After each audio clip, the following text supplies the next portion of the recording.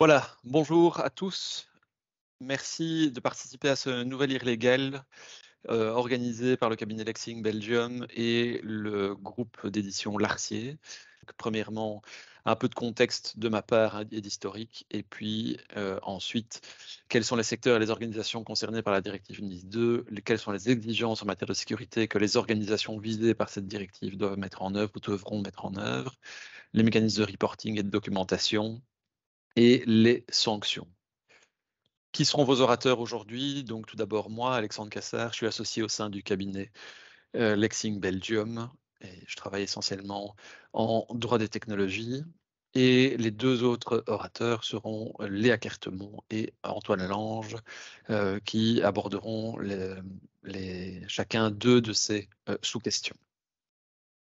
Alors, un peu de contexte et peut-être un historique de la situation par rapport à la cybersécurité. Donc, ouais, ça nous paraît relever de la préhistoire, mais je ne sais pas si certains d'entre vous s'en rappellent, ça avait un petit peu défrayé la chronique, mais la Belgique a connu son premier gros cas de cybercriminalité, en tout cas qui a été connu dans la presse en 1989. Moi, j'étais déjà né, mais j'étais quand même assez jeune, où deux personnes sans connaissance technique particulière avaient réussi à pirater, à avoir accès à l'équivalent de la boîte email du Premier ministre de l'époque, Wilfried Martens. Et ce qui avait surtout fait les échos dans la presse à ce moment-là, c'était le fait qu'apparemment aucun ministre n'utilisait cette boîte email, cette boîte de courrier électronique sur lequel le Premier ministre belge n'avait en tout et pour tout que 3 emails. 1989, c'est quand même il n'y a pas si longtemps et en même temps, c'était il y a extrêmement longtemps d'un point de vue technologique. D'un point de vue juridique, l'affaire Bistel a surtout mis en lumière l'incapacité du droit belge et singulièrement du droit pénal à traiter un dossier de cybercriminalité. On a parlé plutôt de faux en écriture, de vol d'usage, puisque à un moment, il y avait eu un vol de l'usage de la technologie qui avait été restitué. On a même parlé de l'infraction de vol d'électricité. Et ce type d'affaire est en fait pas typique de la Belgique, puisque la plupart des pays étaient assez démunis par rapport à la cybercriminalité, vu les balbutiements technologiques et les balbutiements de la micro-informatique à l'époque.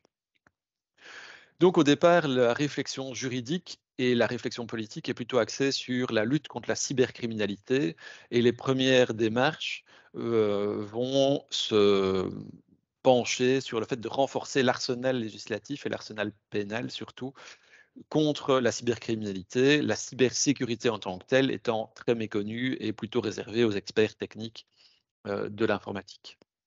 Donc ça a mené notamment à la Convention de Budapest sur la cybercriminalité en 2001, quand même plus de 10 ans après cette fameuse affaire Bistel, et à la loi du 28 novembre 2000 relative à la criminalité informatique, qui va insérer les infractions notamment de hacking, de fraude informatique, de faux informatique, 550 bis, 550 ter, etc., dans le code pénal belge. Le focus va se déplacer petit à petit vers la cybersécurité. Et la technologie prend de plus en plus de place dans nos vies, dans les entreprises, dans les administrations. Et donc, on se rend compte que la lutte contre la cybercriminalité ne suffit plus et qu'il faut aller un cran plus loin dans les obligations qui sont à ce moment-là posées vers les entreprises et les administrations. Ici, l'idée étant à chaque fois de viser certains secteurs critiques qui auraient des obligations renforcées. Donc, il y a un premier règlement européen qui va créer l'ENISA, l'Agence européenne pour la cybersécurité, qui est basée à Héraclion en Grèce. En Belgique, on va suivre un peu plus tard avec la fondation du Centre pour la cybersécurité belge, donc le CCB, en 2015. Vous avez une directive c'est un peu plus la logique ancienne, mais en tout cas, vous avez une directive de 2013 qui va harmoniser le droit pénal, puisqu'il y avait un traitement différencié en matière de lutte contre la cybercriminalité au niveau européen. Et puis le règlement de 2019 qu'on appelle le Cyber Security Act, qui lui va renforcer les pouvoirs de l'ENISA et les pouvoirs du CCB et des équivalents européens. Puis évidemment, dans toute cette logique, va s'intégrer la directive NIS 1 et maintenant la directive NIS 2 qui va évidemment être le focus de ce jour. Il est quand même intéressant de réfléchir déjà dès maintenant au futur, puisque toujours dans cette logique au départ de lutter contre la cybercriminalité et puis après de plus en plus renforcer la cybersécurité, on va vers la cyber-résilience. Et donc, il y a un projet de règlement européen, le Cyber Resilience Act, qui a été dévoilé déjà en 2022. Il y a une position commune du Conseil sur un texte en juillet 2023. Et là, autant Nice 1 avait déjà posé des jalons importants, Nice 2 va les renforcer et va augmenter le scope de cette obligation de cybersécurité. Le Cyber Resilience Act s'annonce comme étant vraiment le cran suivant qui va poser des obligations de cybersécurité pour tous les produits connectés, y compris matériels et logiciels, sachant qu'aujourd'hui, même les frigos sont connectés, peuvent envoyer des adresses, peuvent envoyer des emails. On voit qu'on va aller très loin avec ça. Mais ça, c'est pour un prochain illégal, puisque nous n'avons pas encore analysé ces questions. Aujourd'hui, un petit mot concernant le contexte de la directive NIS 1 et de la directive NIS 2, qui nous intéressent plus particulièrement et qui seront abordées par Antoine et Léa. Donc la directive NIS 1, la directive Network and Information Security, et non pas Network Information Service comme on lit parfois. Pour les informaticiens parmi vous, Network Information Service, c'est un protocole client-serveur développé par Sun et qui est réputé pour sa faible sécurité informatique, justement. Donc c'est un peu cocasse d'avoir utilisé les mêmes termes pour une directive sur la cybersécurité, pour insister sur la sécurité informatique, soit. Donc cette directive de 2016 qui a été transposée en droit belge dans la loi du 7 avril 2019, sur laquelle on a déjà fait un IR-légal et auquel je vous renvoie, vous avez le replay qui est accessible sur notre site web, mais qui en substance va désigner des opérateurs essentiels de services et va leur imposer des obligations de cybersécurité, en matière de cybersécurité. Cette directive a été transposée en droit belge dans la loi Nice du 7 avril 2019, qui est toujours la loi applicable à l'heure actuelle et qui sera toujours la loi applicable jusqu'à la finalisation de la transposition de la directive Nice 2, a fait l'objet d'une étude d'efficacité par la Commission européenne. Et la Commission européenne s'est rendue compte qu'il y avait plusieurs problèmes concernant cette directive Nice 1. Premièrement, la portée était beaucoup trop limitée par rapport à l'augmentation des cybermenaces, et de l'interconnexion et de l'interdépendance des différents opérateurs de services avec d'autres acteurs qui n'étaient pas visés par NIS 1. Et puis surtout, il y avait des différences parfois importantes entre les transpositions nationales et surtout les mises en œuvre nationales. Il y a des pays qui étaient un peu plus les doigts sur la couture du pantalon dans la mise en œuvre et dans la réactivité de leur autorité nationale en matière de cybersécurité que d'autres. Évidemment, ici, on a choisi le nouvel outil de la directive, donc qui va également entraîner une transposition. Néanmoins, cette nouvelle directive NIS 2 a pour vocation à renforcer et améliorer la transposition. Si vous êtes intéressé par concrètement dans votre métier actuel, la directive NIS 2 fait l'objet d'un projet de loi de transposition et il y a une enquête publique en cours sur le projet de loi qui transpose la directive. Vous le trouverez sur le site web du CCB. Et évidemment, si vous avez un intérêt, par exemple professionnel, ou privé, même si vous êtes chercheur ou autre, à vous exprimer par rapport à cette loi de transposition, nous vous invitons évidemment à vous rendre sur le site web du CCB et à remplir cette enquête publique.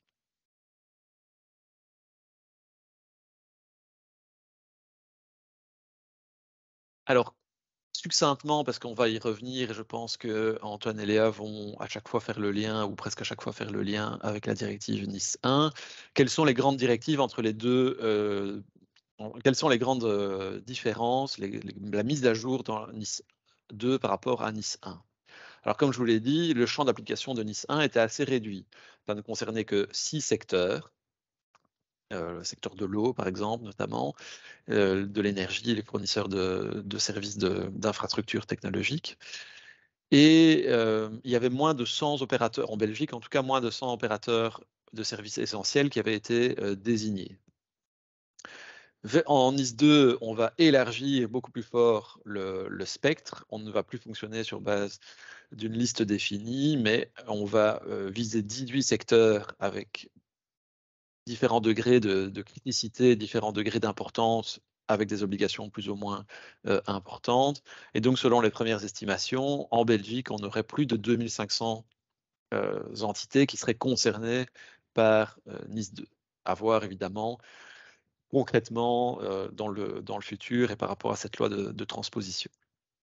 Les mesures de sécurité étaient dans NIS 1 relativement générales et certains diraient simplement de bon sens et d'un niveau de détail beaucoup trop bas. Ici, dans NIS 2, les exigences sont plus spécifiques, plus explicites et surtout, on va donner beaucoup plus de compétences au niveau européen, au niveau de l'autorité nationale pour développer des guidelines, pour développer des exigences beaucoup plus précises. Troisième point de différence majeure, évidemment il y a plein de petites différences, mais troisième point de différence majeure, c'était la notification d'incidents. Donc si vous êtes actif dans le RGPD par exemple, vous connaissez bien les obligations de notification. La même logique est ici adoptée pour NIS 2, où on va avoir des obligations de notification dans certains cas qui vont être déclenchées par certaines situations, avec des deadlines. Donc vous allez avoir une première obligation de notification rapide, avec un mécanisme, ce qu'on appelle l'alerte précoce dans les 24 heures, une notification plus complète dans les 72 heures, un rapport intermédiaire, un rapport final auprès de la CCB, donc de l'autorité nationale en matière de cybersécurité. Enfin, concernant l'harmonisation, c'était une des critiques par rapport à NIS 1. L'harmonisation était presque absente dans NIS 1. Les pays avaient une large marge d'interprétation dans le cadre de la transposition. Ils s'en sont d'ailleurs saisis, puisque on s'est rendu compte qu'il y avait un problème d'harmonisation à ce niveau. NIS 2, tout en faisant toujours le choix de l'instrument juridique de la directive, va ici aller plus loin dans l'harmonisation en allant un peu plus loin dans le texte, et notamment va aller plus loin pour les mesures d'amende, pour les mesures qui peuvent être prises par la CCB, donc l'autorité nationale en matière de cybersécurité, et les amendes administratives.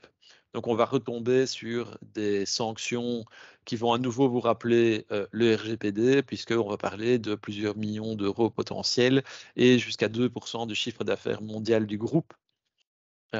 Et ça, c'est un peu nouveau, mais c'est un petit peu la mode dans d'autres matières, notamment environnementales. On va vers une responsabilisation possible du top management en personne physique en cas d'atteinte aux obligations de NIS 2. Et ça, afin de faire prendre conscience au top management de l'importance de l'enjeu ici. Alors, je vais maintenant passer la parole à Antoine, je pense. C'est toi qui commences. Ou à Léa, je ne sais pas. Ah, voilà. Exactement. Pour la suite. Merci beaucoup Alexandre pour cette belle introduction. Et plongeons-nous dès à présent dans le champ d'application de la directive pour découvrir quelles entités sont concernées par cette fameuse directive NIS 2 et à terme la loi qui sera transposée en Belgique. Donc, la directive NIS 1 avait créé une catégorie de secteurs essentiels qui étaient considérés comme vitaux pour le fonctionnement de la société et de l'économie et qui devaient donc respecter des normes de sécurité élevées. La directive NIS 2 fait un découpage plus fin de tous ces secteurs et s'organise de la manière suivante. Il classe les secteurs selon qu'ils soient hautement critiques ou simplement critiques. Donc les secteurs hautement critiques sont les infrastructures du numérique et la gestion des TIC, l'approvisionnement et la distribution de l'eau, les infrastructures du marché financier, les transports, que ceux-ci soient aériens, ferroviaires, maritimes et routiers, le secteur bancaire, l'énergie, notamment les secteurs de l'électricité, du pétrole, du gaz, et la santé. Et donc tout ce que vous voyez en orange provient de la directive NIS première du nom. Et donc la directive NIS 2 a estimé que cette liste de secteurs essentiels était trop restrictive et ne prenait pas en compte l'évolution du paysage numérique et des menaces de la cybersécurité. Et donc, elle a d'une part rajouté dans les secteurs essentiels que maintenant elle nomme hautement critiques l'administration publique et l'espace que vous voyez en vert. Et elle a également créé une nouvelle catégorie de secteurs simplement critiques qui sont exposés à des risques de sécurité significatifs mais qui ne sont pas considérés comme vitaux. Et donc, ces nouveaux secteurs sont les services postaux et de messagerie, la fabrication, la production et la distribution de produits chimiques, la recherche, les fournisseurs de services et de produits numériques, la production, les traitements et la distribution des denrées alimentaires, la gestion des déchets et enfin l'industrie et la fabrication. Et maintenant, parlons de ce qui nous intéresse. Est-ce que, si je fais partie d'un de ces secteurs, est-ce que je suis concerné par la directive? Eh bien, premièrement, ça dépendra de votre taille. Si vous êtes une grande entreprise, donc vous employez au moins 250 personnes, ou vous avez un chiffre d'affaires annuel de plus de 50 millions d'euros ou un bilan annuel de plus de 43 millions, et que vous êtes dans un secteur hautement critique, vous serez considéré comme une entité essentielle. Si vous avez cette taille-là et êtes dans un secteur simplement critique, vous serez considéré comme une entité importante. Dans la catégorie des moyennes entreprises, donc que vous avez entre 50 et 250 employés, vous avez un chiffre d'affaires entre 10 millions et 50 millions ou avez un bilan annuel entre 10 millions et 43 millions d'euros. Qu'importe que vous soyez dans un secteur critique ou hautement critique, vous serez de toute manière considéré que comme une entité importante. Et enfin, pour les petites entreprises, soit moins de 50 employés ou un bilan annuel ou chiffre d'affaires de moins de 10 millions d'euros, vous n'êtes pas concerné, sauf qu'il y a un twist. Même si vous êtes une petite entreprise, si vous êtes identifié comme présentant un profil de risque élevé en matière de sécurité, vous serez assigné à une des catégories. Donc, si vous êtes de n'importe quelle taille et que vous êtes contenu dans une des 5 catégories, la directive vous concernera. Si vous êtes un réseau de communication électronique public ou accessible au public, un registre de nom de domaine ou un prestataire de services de confiance. Pour ceux qui se demandent, un prestataire de services de confiance, c'est une entité chargée à la création, la vérification et la validation de signatures électroniques et de certificats d'authentification. C'est aussi le cas si vous êtes le seul prestataire du service essentiel au maintien d'activités sociétales ou économiques critiques. Si vous êtes une entité de l'administration publique, les pouvoirs publics centraux en Belgique, ça sera le niveau fédéral, et le niveau régional qui se traduit en Belgique par les entités fédérées, si la perturbation de vos activités a un impact critique potentiel au niveau sociétal et au niveau économique. Si une perturbation de votre service peut avoir un impact important au niveau de la sécurité publique, de la sûreté publique et de la santé publique, ou tout simplement si votre entité est considérée comme critique en raison de son importance pour le secteur ou le type de service. Donc, un avant-projet de loi a été déposé par le gouvernement belge et nous savons déjà que certaines entités ne devraient normalement pas être concernées, soit parce qu'elles sont exclues du champ d'application, soit parce qu'elles ne sont pas vraiment soumises aux obligations de la directive. Et donc, c'est notamment le cas des entités de l'administration publique actives dans la sécurité nationale, la sécurité publique, la défense et la justice. Donc, par exemple, tous les cours et tribunaux, les administrations locales et institutions de l'éducation. Pour ces administrations, c'est pas parce qu'ils sont exclus des mesures de NIS 2 qu'ils ne doivent pas atteindre un niveau équivalent, voire supérieur aux exigences compte tenu, entre guillemets, de leur caractère critique. Les infrastructures du secteur nucléaire sont déjà soumises à des exigences soit nationales, soit internationales spécifiques, et en Belgique, sous le contrôle de l'Agence fédérale du contrôle nucléaire, et aussi les entités exclues, car déjà sous l'égide d'un autre règlement européen, le règlement DORA. Et donc ici, ça concerne les infrastructures du marché financier et les banques, en ce compris les banques centrales, et en Belgique, spécifiquement l'Institut de Réescompte et de Garantie. Je passe maintenant la parole à mon estimé consoeur afin de discuter des exigences à mettre en œuvre en matière de sécurité. Merci. Alors, bonjour à toutes et à tous. Maintenant que vous êtes en mesure de déterminer si votre entité rentre dans le champ d'application de la nouvelle directive, il est grand temps de s'intéresser au concret et donc de savoir quelles sont les exigences à mettre en œuvre en matière de cybersécurité. Alors, on va commencer tout d'abord avec le rôle des organes de direction, donc qui ont été attribués au top management et vis-à-vis desquels la directive a entendu étendre leurs responsabilités. Alors, les organes de direction doivent tout d'abord approuver les mesures de gestion des risques en matière de cybersécurité. Ils seront également chargés de superviser la mise en œuvre de ces mesures. Et puisque ce sont eux qui vont approuver et superviser les mesures, ce sont également ces organes qui pourront être tenus responsables de la violation des exigences en matière de cybersécurité.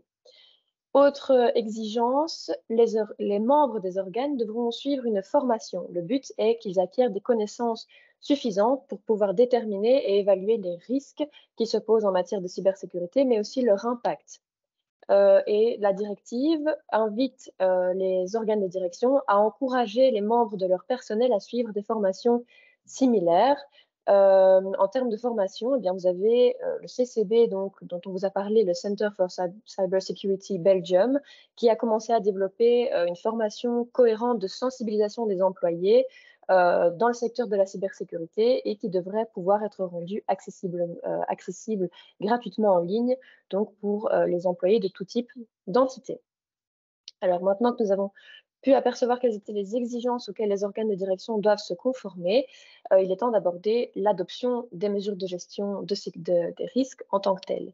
Alors, s'il est nécessaire d'adopter de telles mesures aux yeux du législateur européen, c'est bien parce on va devoir remplir un double objectif. Le premier, il paraît assez évident puisque c'est tout simplement la gestion des risques qui vont menacer la sécurité des réseaux et des systèmes d'information.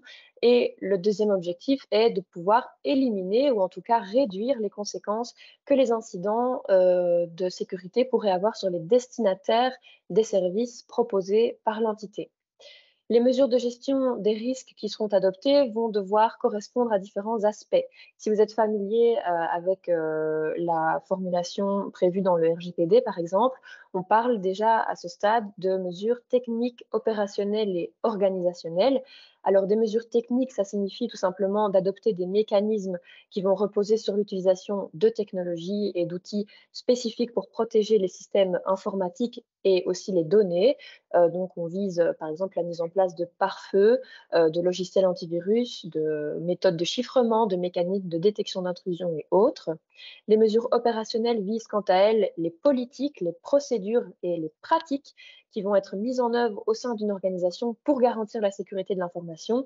Ça passe notamment par la formation du personnel, mais aussi par exemple par des politiques de gestion des mots de passe, comme le fait de pouvoir sensibiliser le personnel à garantir la confidentialité de leurs mots de passe ou encore les encourager à utiliser des mots de passe complexes ou robustes. Et ça passe enfin par la surveillance continue des systèmes, par exemple. On a enfin des mesures qui doivent être organisationnelles, ça touche aux aspects vraiment structurels de l'organisation, notamment le fait de déterminer concrètement quels sont les rôles et les responsabilités de chacun, mais aussi pour le fait de pouvoir déterminer des procédures en cas de violation de la directive. Par exemple, si un employé détecte un problème, à qui faut-il faire remonter ce problème? Tout ça relève donc des mesures organisationnelles. Au-delà de ça, les mesures de gestion des risques doivent être adaptées au niveau de risque existant. Et pour cela, on va tenir compte de plusieurs éléments. Le premier, c'est l'état des connaissances. Alors, je vous invite à vous rendre sur le site de l'ENISA, donc, qui est l'Agence européenne pour la cybersécurité, qui publie chaque année de nombreux rapports, dont le Threat Landscape, qui a été publié dernièrement en octobre 2023, donc c'est tout récent. Et ce rapport a vraiment pour objectif de vous donner des indications sur les principales menaces qui pèsent à l'heure actuelle sur tout type d'organisation. En 2023, les principales menaces qui ont été identifiées étaient les malwares, donc les logiciels malveillants, aussi les ransomware ou aussi appelés rançongiciels, mais on visait également des menaces contre les données, contre la chaîne d'approvisionnement ou encore des menaces de déni de service et autres. Ensuite, on tiendra compte des normes européennes et internationales applicables si elles existent. La directive fait par exemple mention des normes ISO CUI 27000 et on prendra enfin en compte le coût de mise en œuvre de ces mesures puisqu'il est évident qu'on doit éviter une charge financière et administrative qui serait disproportionnée, surtout si vous êtes une petite entité, par exemple. Et de manière générale, les mesures de gestion des risques doivent être proportionnelles. Proportionnelles à quoi? D'abord au degré d'exposition au risque de votre entité, ensuite à la probabilité de survenance des incidents et à leur gravité.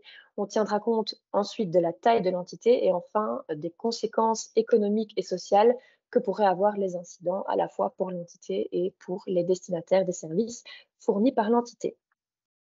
Attaquons maintenant donc le gros du sujet qui sont les exigences en tant que telles. Elles sont formulées à l'article 21 de la directive et il s'agit d'exigences minimales. Elles sont au nombre de 10. Les États membres sont tout à fait libres d'en adopter des supplémentaires et il faut savoir que ces exigences sont fondées sur une approche dite tout risque. Tout risque, pourquoi? Parce que les menaces qui pèsent sur la sécurité des réseaux et des systèmes d'information peuvent avoir des origines différentes, puisque assurer la sécurité de votre entité ne revient pas simplement à assurer la sécurité de vos réseaux, de vos logiciels, de vos ordinateurs et de vos serveurs, mais aussi d'assurer la sécurité de votre infrastructure physique de manière générale. Et donc, cette approche tout risque, elle a vraiment pour but de vous protéger contre tout type d'événements, qu'il s'agisse de vol, d'incendie, d'inondation, de défaillance de télécommunications, de tout accès physique qui n'aurait pas été autorisé ou généralement de toute atteinte qui pourrait compromettre tant la disponibilité que l'intégralité ou encore l'intégrité, pardon, ou encore la confidentialité des données qui seraient stockées au sein de votre entité. Je l'ai dit, ce sont des exigences minimales, elles sont au nombre de 10, et pour l'heure, elles comprennent au moins les éléments suivants, c'est-à-dire, en premier lieu, le fait d'établir des politiques relatives à l'analyse des risques et à la sécurité des systèmes d'information. Donc on va essayer en fait d'identifier, quels sont les actifs critiques de l'entité, par exemple, quelles sont les bases de données qui seraient sensibles, quels sont les serveurs centraux et sur cette base, on va pouvoir définir des mesures de sécurité, hem telles que celles qu'on a vues et dont on a parlé quand on a abordé les mesures techniques, organisationnelles et opérationnelles.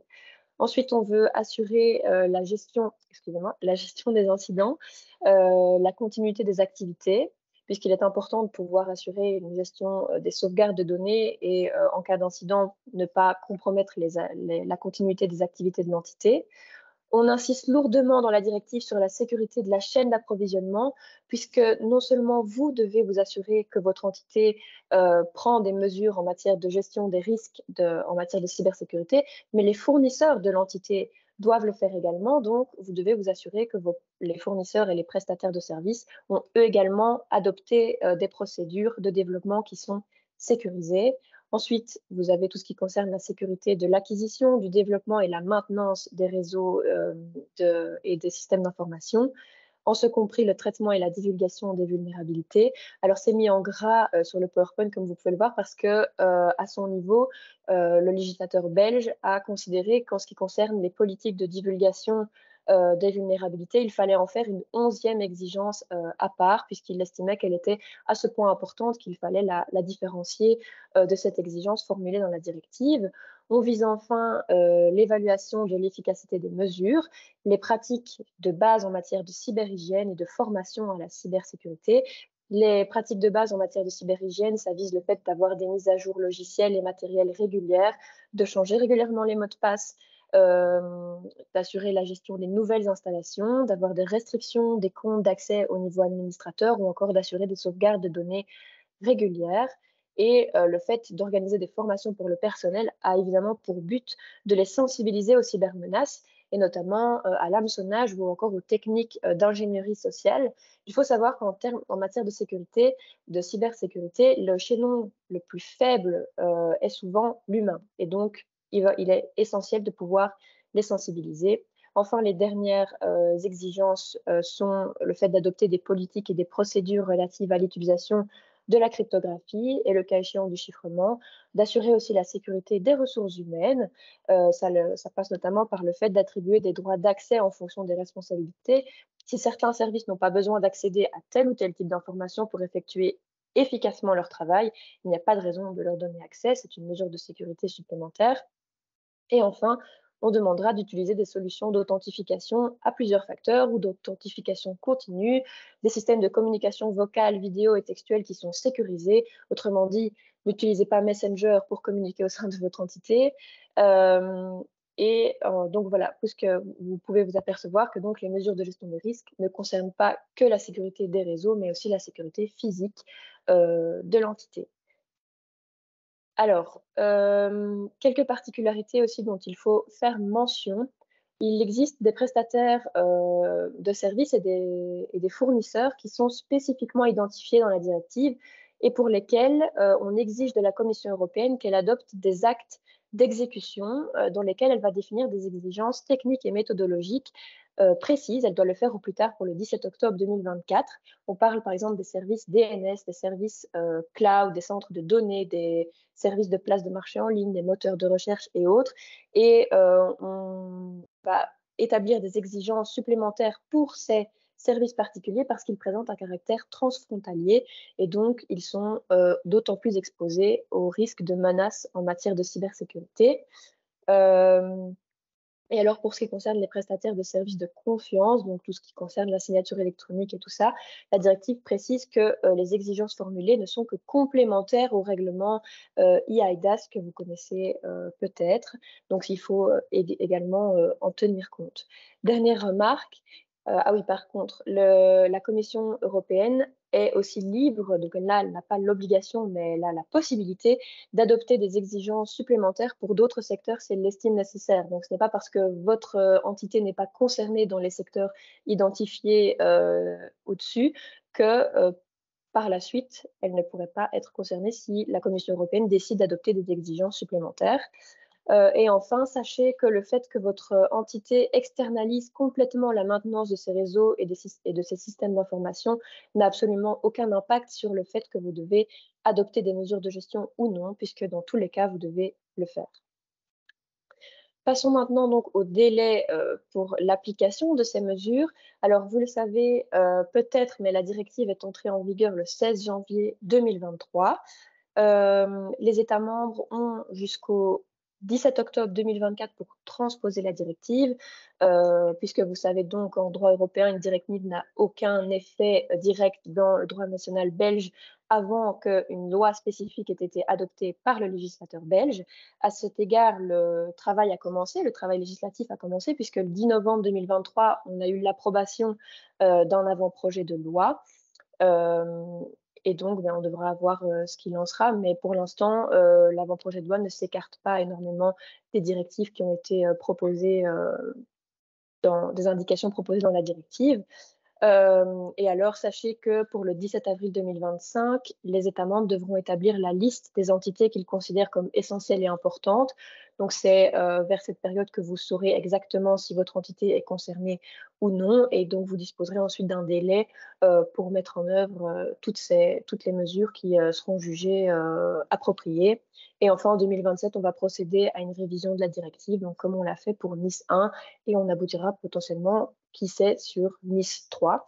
Voilà, alors maintenant, je vais repasser la parole à mon cher confrère pour vous expliquer les mécanismes de reporting. Alors, abordons maintenant la question des mécanismes de reporting et comment votre entité peut s'assurer de respecter ses obligations de transparence.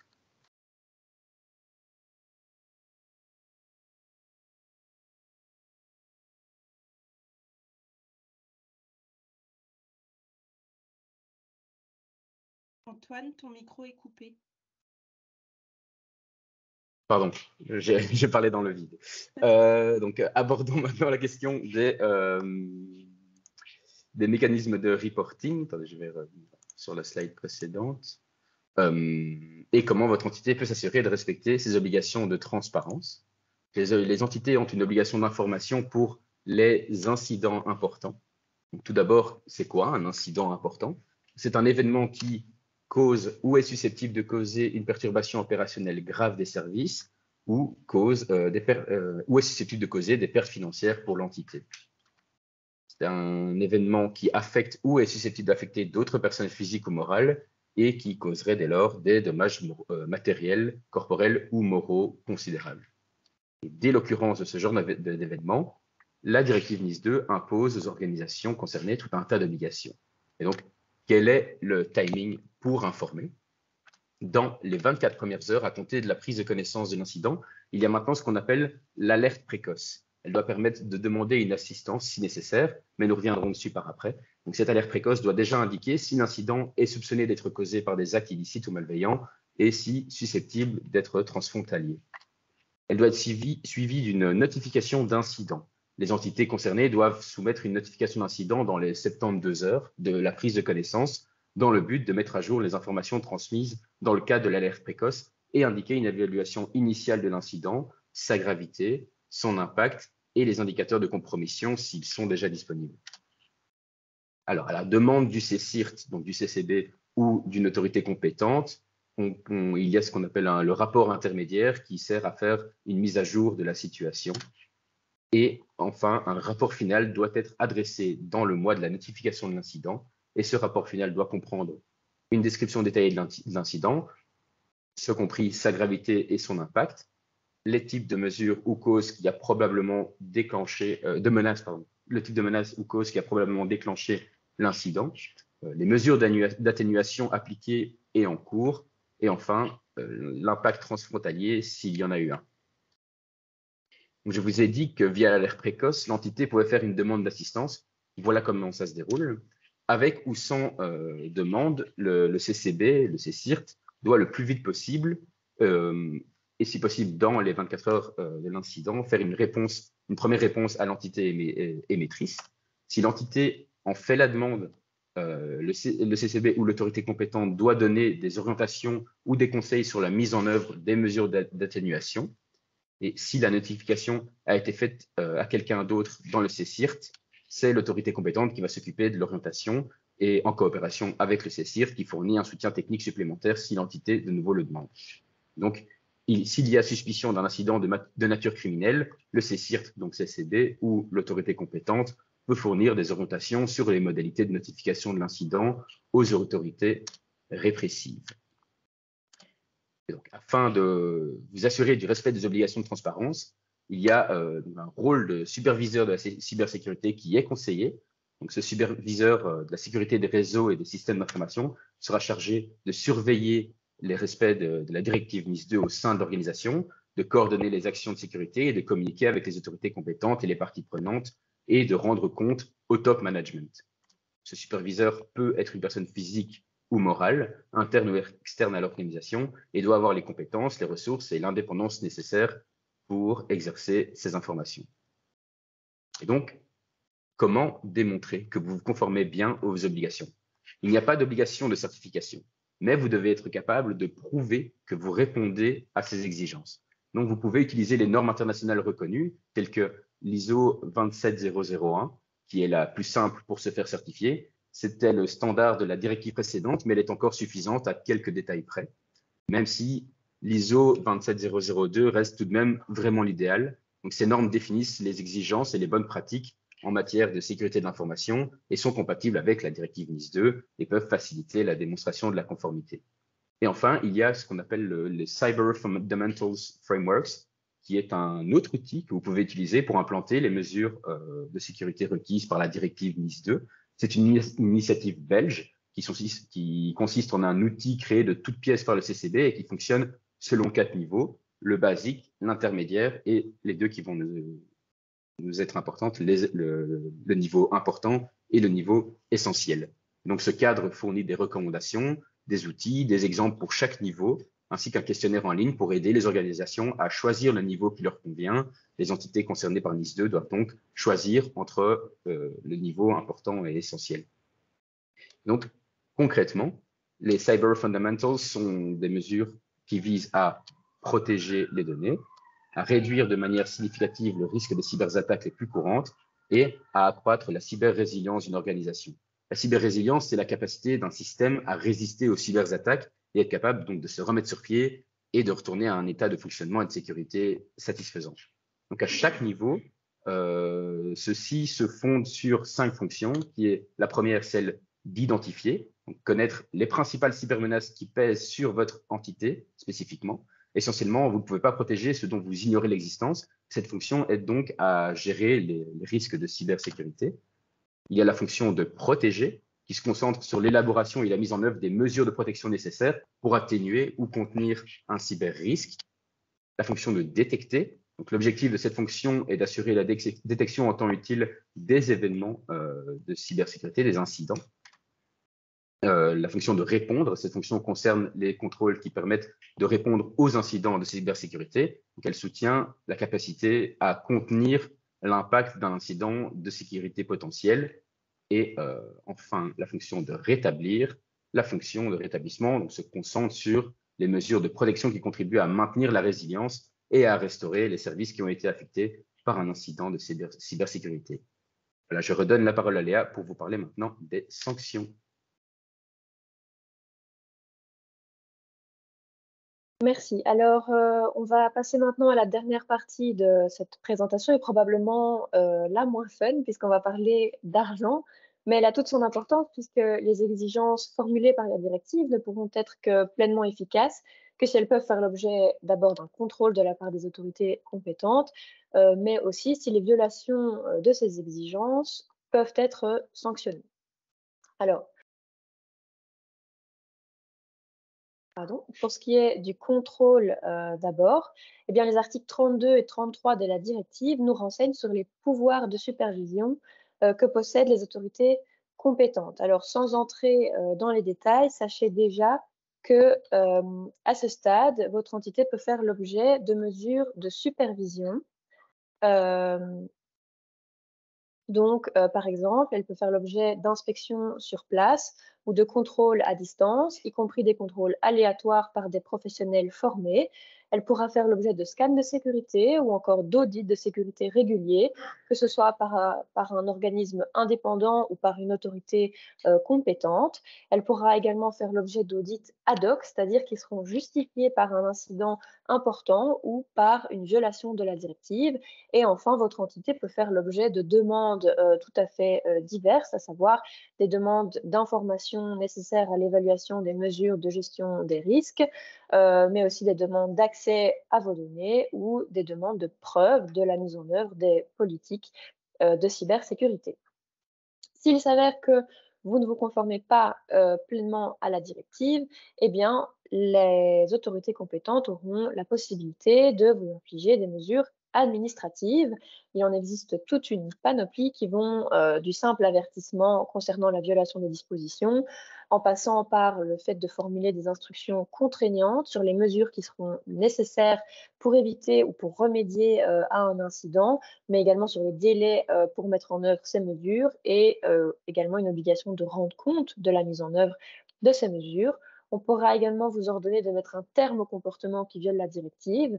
On peut vous ordonner de garantir la conformité des mesures de gestion. Plus encore, on peut vous ordonner d'informer les personnes physiques et morales qui fournissent ou exercent des services et des activités qui sont susceptibles d'être affectées par une cybermenace importante. On va vous imposer également de les informer sur la nature de cette menace et sur les mesures préventives ou réparatrices à prendre par ces personnes physiques et ces personnes morales. On peut également vous ordonner de mettre en œuvre les recommandations qui vous auraient été formulées à la suite d'un audit de sécurité réalisé par l'organe indépendant ou l'autorité compétente, et on va vous demander de mettre en œuvre ces recommandations dans un délai raisonnable. Enfin, en ce qui concerne uniquement les entités dites essentielles et non pas les entités importantes, on peut aussi vous imposer de désigner pour une période déterminée un responsable du contrôle qui aura donc des tâches définies pour superviser le respect des articles 21 et 23, ces fameuses exigences en matière de mesures de gestion des risques, mais aussi cette obligation d'information qu'Antoine vous a expliqué juste avant. Enfin, on peut vous ordonner de rendre public des aspects de la violation de la directive de manière spécifique. Ça, c'est assez important parce que ça peut avoir un impact forcément sur la réputation de votre entité. Et enfin, en plus de toutes ces mesures, on peut vous infliger des amendes administratives. Alors, la directive fait une différenciation entre les montants maximaux des amendes qui peuvent vous être infligées. Donc, on va différencier les entités dites essentielles et les entités importantes.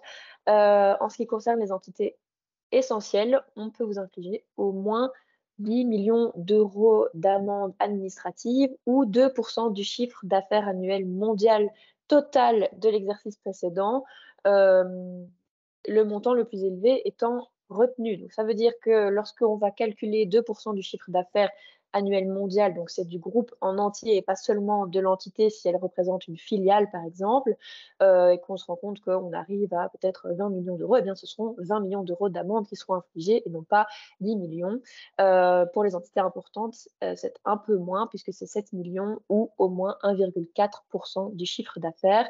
Sachez aussi qu'il y a des possibilités d'astreinte, donc il vaut mieux rester vigilant quant aux violations de la directive.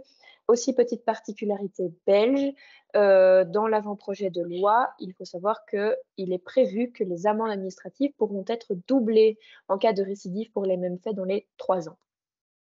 Alors, toutes ces mesures administratives et ces amendes ne peuvent pas vous être infligées de manière parfaitement arbitraire par les autorités compétentes puisqu'elles doivent forcément tenir compte de différents critères pour apprécier la sanction. Le premier, c'est bien la gravité de la violation et l'importance des dispositions qui auraient été enfreintes. Et donc, les faits suivants sont entre autres considérés en tout état de cause comme graves. On parle notamment de violations répétées, du fait que vous n'ayez pas notifié des incidents importants ou que vous n'ayez pas remédié dans un délai raisonnable, le fait que vous ne palliez pas les insuffisances à la suite d'instructions contraignantes qui vous auraient été formulées par les autorités compétentes, le fait que vous entraviez des audits ou des activités de contrôle qui auraient été ordonnées par l'autorité compétente à la suite de la constatation d'une violation, et enfin le fait que vous fournissiez des informations qui sont fausses ou manifestement inexactes relatives aux mesures de gestion des risques en matière de cybersécurité ou aux obligations qui sont prévues par les articles 21 et 23. On a aussi toute une liste de critères à prendre en compte, à savoir la durée de la violation, le fait qu'il y ait eu une violation antérieure qui serait pertinente et qui aurait été commise par l'entité concernée. Est-ce qu'il y a des dommages matériels, corporels ou encore moraux qui ont été causés? Est-ce qu'il y a des pertes financières ou économiques? Quel est le nombre d'utilisateurs touchés? Est-ce que l'auteur de la violation a agi délibérément ou par négligence? Donc, on vient rajouter une sorte d'élément moral à tous ces critères. Quelles ont été les mesures prises par l'entité pour prévenir et atténuer les dommages matériels, corporels ou encore moraux? Et enfin, est-ce que l'entité a appliqué des codes de conduite qui étaient approuvés ou a appliqué des mécanismes de certification qui eux aussi étaient approuvés? On va tenir enfin compte du degré de coopération de l'entité avec les autorités compétentes.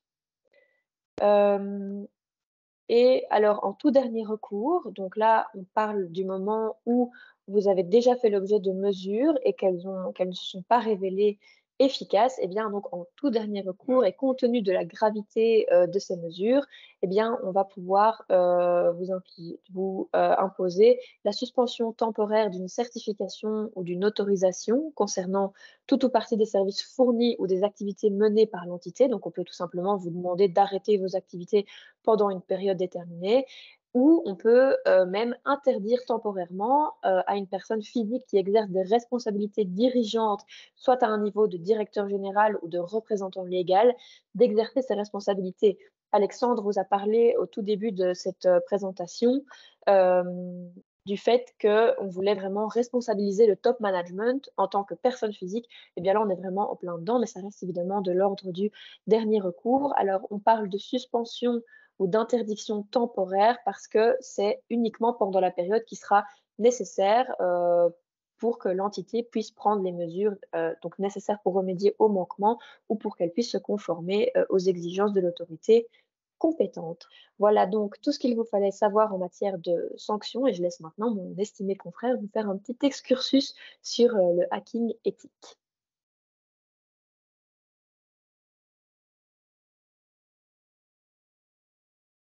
Merci Léa. Donc ici, il s'agit plutôt, pas nécessairement d'un excursus, mais plutôt d'une conclusion, d'un petit wrap-up de la situation. Puisque en fait cette directive NIS 2, cette loi de transposition, on vous en a parlé à plusieurs reprises, présente des caractéristiques communes avec d'autres législations. Je pense qu'il y a vraiment une stratégie globale de la part de l'Union européenne de travailler sur le même modèle que ce qui a été développé notamment pour le RGPD. Et donc, nous voyons comme un espèce de tout tous ces mécanismes de conformité avec des convergences assez flagrantes, assez intéressantes. Et donc, dans notre conseil aux clients, et c'est par ça que j'en terminerai en faisant le lien avec d'autres formations illégales que nous présentons également sur ces sujets. Nous proposons de mettre en place une stratégie de conformité globale par rapport à ces nouvelles obligations, puisque au final, les procédures, les mécanismes et les sanctions sont assez similaires et donc peuvent être abordés de front.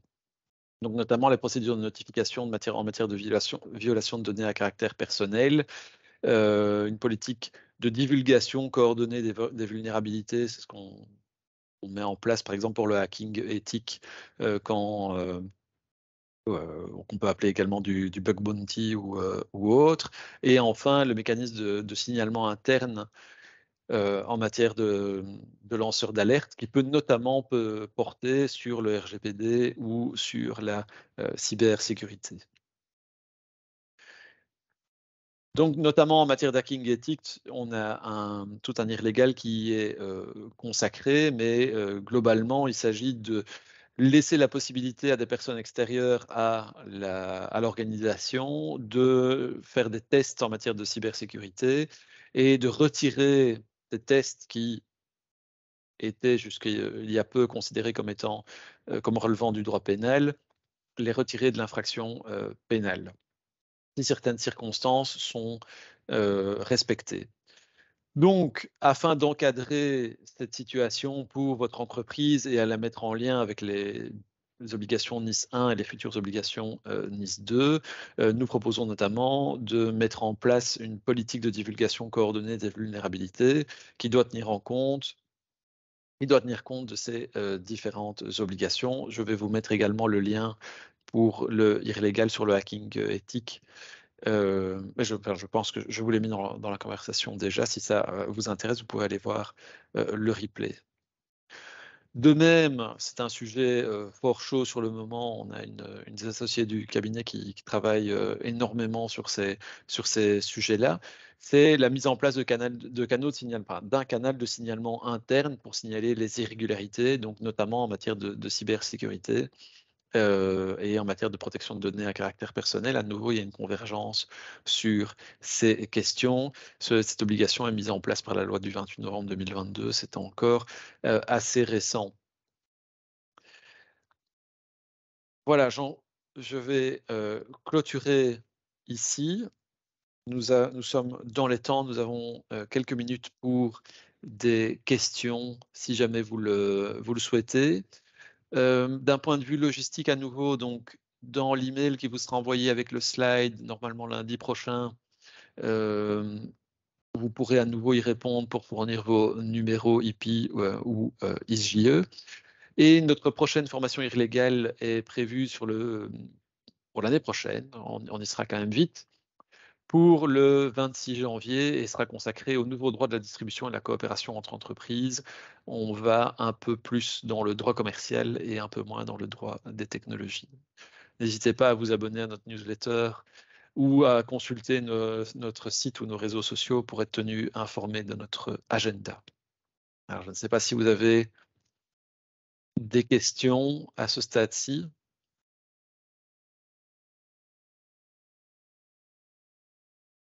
Merci pour le petit pouce levé.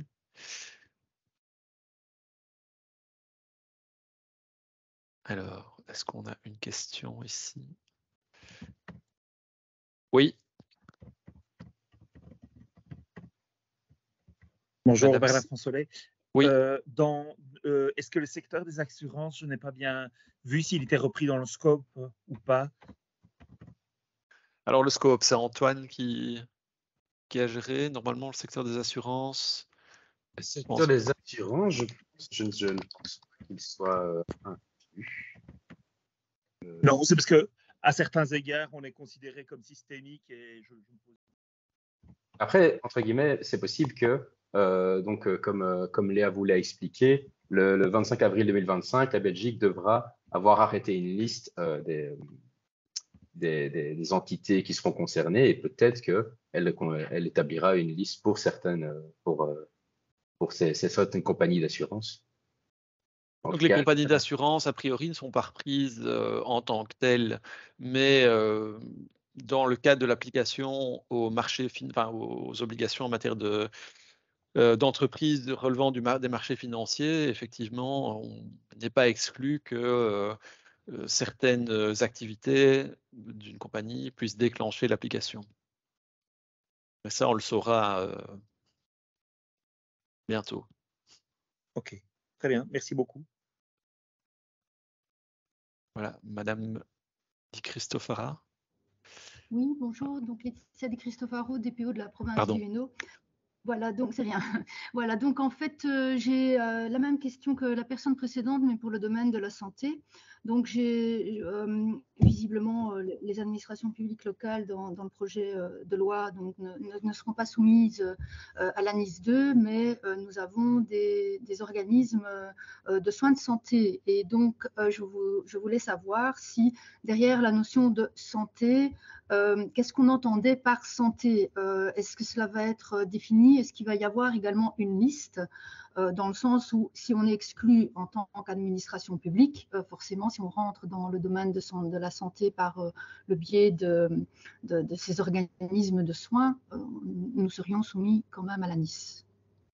Je sais pas si ma question est... Alors, pour les organismes de santé, donc, il y a 5 précisions qui sont données pour le secteur.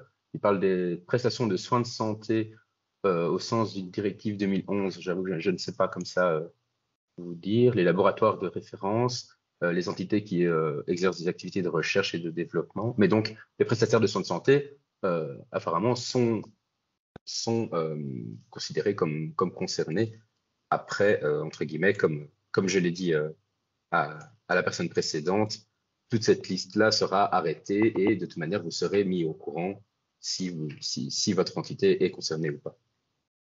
D'accord, merci. En matière de santé, la définition est quand même large. Sont visés les hôpitaux, les laboratoires de référence, comme Antoine vous l'a dit, mais également les fabricants de dispositifs médicaux et les préparations ou de préparations pharmaceutiques.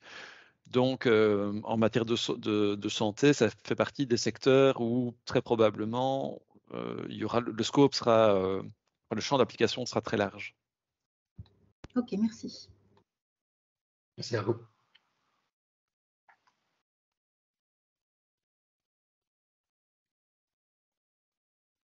Bien voilà, n'hésitez pas si vous avez encore des questions à nous envoyer. Ah, j'ai encore Madame Comans. Oui, bonjour. Moi, j'aurais une question par rapport au cloud. Pour la sécurisation, je travaille aussi dans un hôpital. Pour sécuriser les systèmes, on a tous un peu envie de passer dans le cloud pour faciliter pas mal d'actes techniques. Mais par rapport au RGPD, est-ce que vous avez un avis sur la question? Est-ce qu'au niveau des données de santé, maintenant, on pourrait passer dans le cloud? Alors, le cloud, en soi, c'est juste une technologie qui est un petit peu différente par rapport à des serveurs qui sont situés dans votre cave.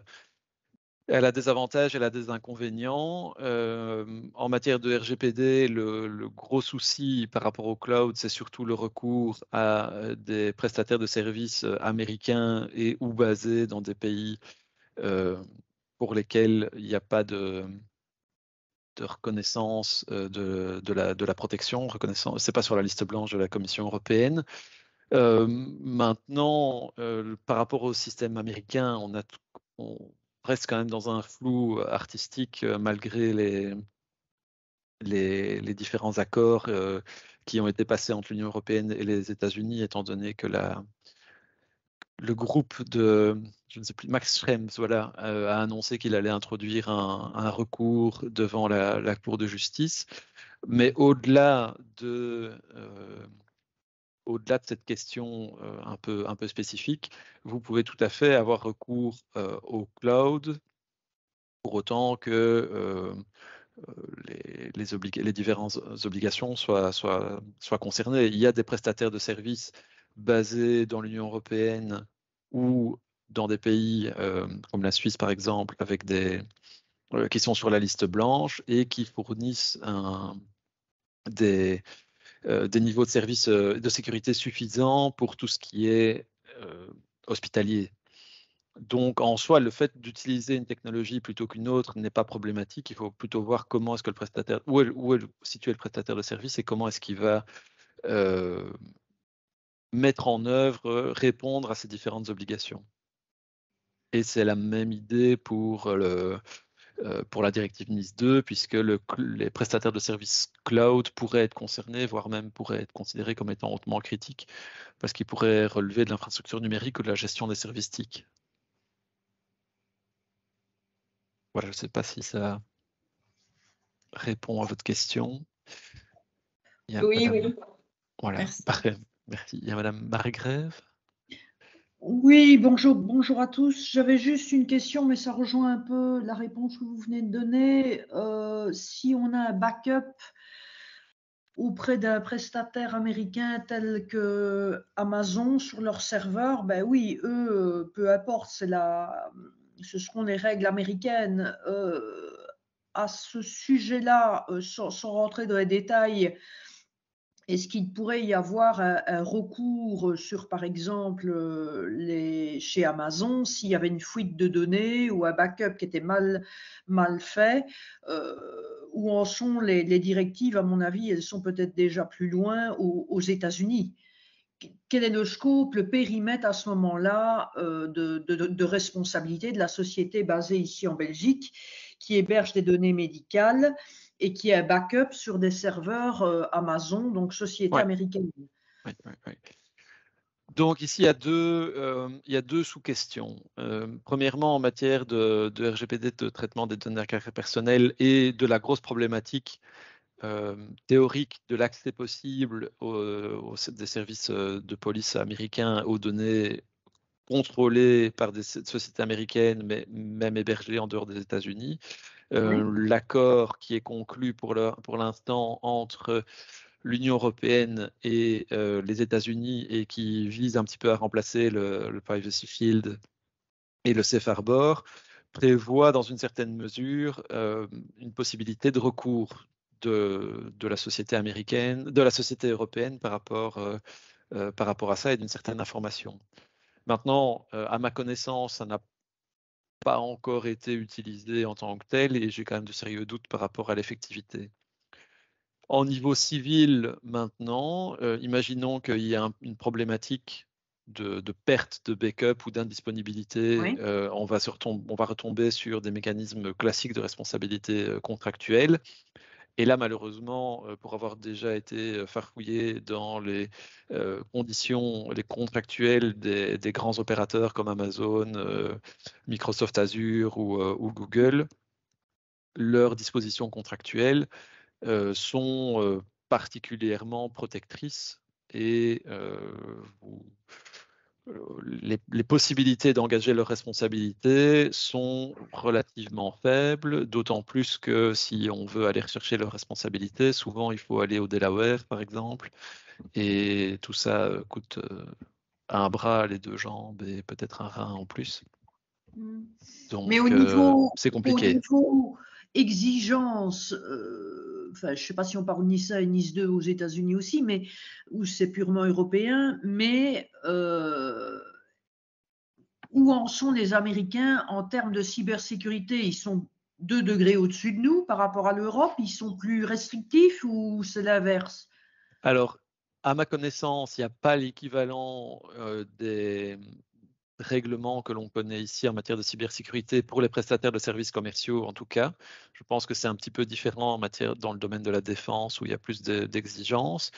Par contre, les grands opérateurs, Amazon, Azure, etc., s'astreignent à des obligations et des normes techniques qui sont quand même assez contraignantes pour eux et donc d'un point de vue technique, il y a relativement peu d'incidents par rapport à l'ampleur, enfin, en tout cas connus, il y a relativement peu d'incidents connus par rapport à l'ampleur de leurs activités. Et donc, en fait, ils décident eux-mêmes de s'astreindre à des obligations techniques importantes, notamment des normes ISO et des normes encore supérieures. Et donc, ça leur permet d'être performants par rapport à ça. Mais ils ne sont pas contraints, à ma connaissance, Bon. par des dispositions spécifiques équivalentes à NIS 1, NIS 2. L'Europe est quand même souvent assez pionnière dans ces obligations-là.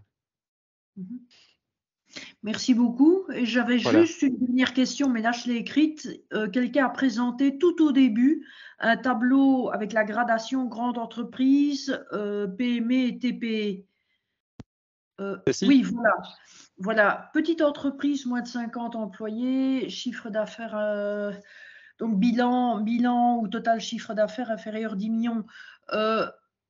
Ces deux croix vertes impliquent quoi? Enfin, ça veut dire ça implique qu'elles ne sont pas concernées, sauf si elles ont été considérées comme présentant un profil de risque élevé. Mais c'est vrai que le vert peut prêter à confusion, mais ça veut dire qu'elles ne sont pas concernées. Donc, on attend la liste, quoi. OK.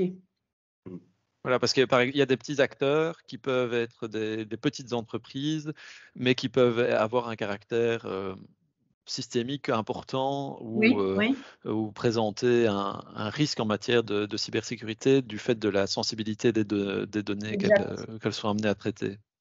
OK. C'est clair. Merci beaucoup. Merci. Voilà.